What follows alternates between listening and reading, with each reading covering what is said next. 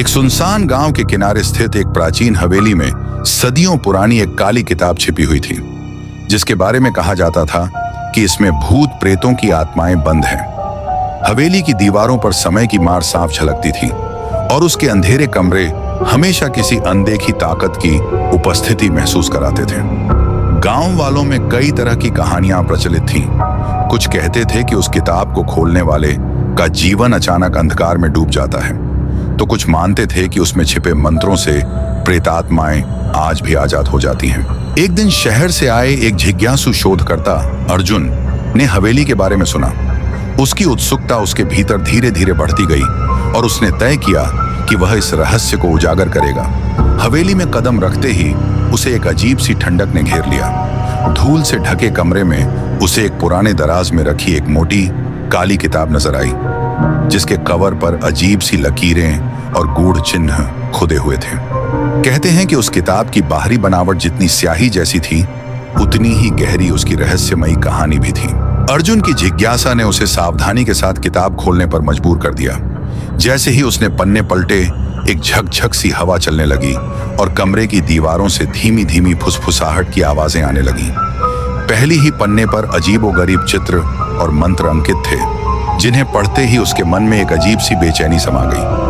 उसे महसूस हुआ मानो किसी प्रेतात्मा की पीड़ा उसके भीतर उतर आई हो। उस रात अर्जुन ने ख्वाबों में अनगिनत भूतिया चेहरों और उद्विग्न आत्माओं को देखा, जो उसे अपनी ओर खींचते चले आए। अगले दिन से अर्जुन के जीवन में अजीब घटनाओं का सिलसिला शुरू हो गया। उसकी आंखों के सामने छाया के रूप में कोई न कोई आकृति झलकती रहती थी और हर रात कमरे में अजीब सी आवाजें गूंजने लगती थीं। धीरे धीरे तो ऐसा लगने लगा कि वह खुद उस किताब के मंत्रों से जादू के घेरे में फंस चुका है। उसने कई विद्वानों और स्थानीय पुजारियों से सलाह ली, जिनमें से एक ने बताया कि यह काली किताब एक प्राचीन तांत्रिक द्वारा रची गई थी, जिसने अपनी शत्रुओं की आत्माओं को इसमें कैद कर लिया था।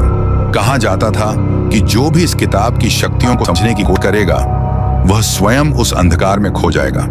अर्जुन ने तय किया कि वह इस श्राप को तोड़कर आत्माओं को मुक्त करेगा। उसने एक पूर्णिमा की रात, जब चांद अपने चरम पर था, हवेली में फिर से प्रवेश किया। एकांत में गहरे अंधेरे और तेज हवाओं के बीच उसने पन्नों में लिखे मंत्रों का उच्चारण शुरू किया। जैसे ही उसने अंतिम शब्द बोलना चाहा, कमरे में तेज बिजली की चमक हुई और सारा वातावरण कंपाने लगा। दीवारों से निकलते अजीब सी आवाजें, मानो भूतों का समूह उसकी तरफ बढ़ता हुआ आ रहा हो, ने अर्जुन के दिल में डर के साए फैला दिए। उस क्षण उसने समझ लिया कि कुछ रहस्य इतने गहरे होते हैं कि उन्हें उजागर करने की हिम्मत इंसान में नहीं होती। बिना किसी विकल्प के अर्जुन ने पुजारियों द्वारा बताई गई प्राचीन विधि अपनाते हुए एक विशेष यंत्र का सहारा लिया, जिससे वह उन आत्माओं को फिर से किताब में बंद करने में सफल रहा। उस अंधेरी रात के बाद हवेली का वातावरण फिर से सामान्य हो गया, परंतु काली किताब एक बार फिर अपने गहरे रहस्य में डूब गई। गांव वालों के बीच यह कहानी पीढ़ियों से सुनाई जाती है कि एक बार जब काली किताब खुल जाती है, तो भूत प्रेतों का राग छा जाता है और जो भी उस रहस्य में उतरने की कोशिश करता है, वह स्वयं एक भूतिया किस्से का हिस्सा बन जाता है। आज भी कहते हैं कि हवेली में रात के सन्नाटे में कभी कभार वह किताब अपने पन्नों को धीरे धीरे पलटती है, मानो किसी खोई हुई आत्मा की पुकार सुनाने आई हो।